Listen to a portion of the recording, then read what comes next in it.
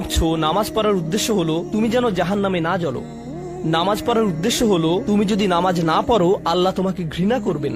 নামাজ পড়ার উদ্দেশ্য হলো তুমি যদি নামাজ না পড়ো তুমি শাস্তি পাবে, অথবা তুমি আর মুসলিমই থাকবে না, ফেরেশতারা তোমাকে অভিশাপ দিবে। সমস্ত নেতিবাচক বিষয়। আল্লাহ ওই সমস্ত উদ্দেশ্যের কথা উল্লেখ করেননি। নেতিবাচক কিছু থেকে মুক্তি পাওয়া নামাজের মূল উদ্দেশ্য নয়। নামাজের মূল উদ্দেশ্য হলো ইতিবাচক কিছুর দিকে ছুটে চলা। এটাই নামাজের উদ্দেশ্য। এমন দুই ছাত্রের মধ্যে পার্থক্য জানো? একজন লেখাপড়া করে যেন সে ফেল না করে, আর অন্যজন লেখাপড়া করে কারণ সে ওই সাবজেক্টটা পড়তে ভালোবাসে। একজন ছাত্র পড়ালেখা করছে পজিটিভ কিছুর জন্য, আর অন্যজন পড়ালেখা করছে কারণ সে এমন কিছু থেকে বাঁচতে চাচ্ছে যা নেগেটিভ।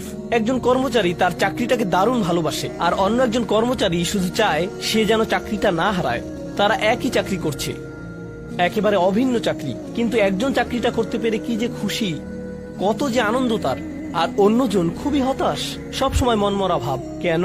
কারণ তাদের একজন এটা করছে ক্ষতিকর কিছু থেকে মুক্তি পাওয়ার জন্য, আর অপরজন এটা করছে উপকারী কিছুর দিকে ছুটে চলার জন্য। আল্লাহ কোরআনে যখন আমাকে নামাজ সম্পর্কে বলেছেন যে কেন আমাদের নামাজ পড়া দরকার, তিনি মুসা আলাইহিস সালামকে এই উত্তরটা বলে দিয়েছেন যখন তিনি তার সাথে সাক্ষাৎ করেছিলেন। তিনি বলেছেন, আকিমিস সলাতা লিযিকরি, আর আমাকে স্মরণ করার উদ্দেশ্যে নামাজ কায়েম করো। তোমার নামাজ ঠিক রাখো যেন তুমি তোমার রবকে স্মরণ করতে পারো।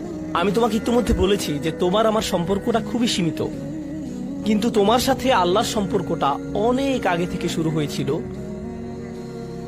আর তার সাথে তোমার এই সম্পর্কটা অনন্তকাল ধরে বলবৎ থাকবে। তাই সেই সম্পর্কটির কথা স্মরণে আনা আবশ্যক, কারণ ভালো যত কিছু তোমার কাছে আসে তা আসে ওই সম্পর্কটা থেকেই। সামান্য কিছু ভালো জিনিস তোমার বাবার কাছ থেকে আসে, কিছু কিছু ভালো জিনিস, কিন্তু সকল ভালো জিনিস যা তোমার কাছে আসে তা আসে একমাত্র ওই সম্পর্কটির কারণে। যদি তুমি চাও সকল উপকারী জিনিস তোমার জীবনে অবস্থান করুক, তখন তোমাকে অবশ্যই তার কথা স্মরণ করতে হবে যার নিকট থেকে সকল কল্যাণের আগমন ঘটে, যার নিকট থেকে সকল নিয়ামতের আগমন ঘটে, সকল রিজিকের আগমন ঘটে, সকল হেদায়েতের আগমন ঘটে।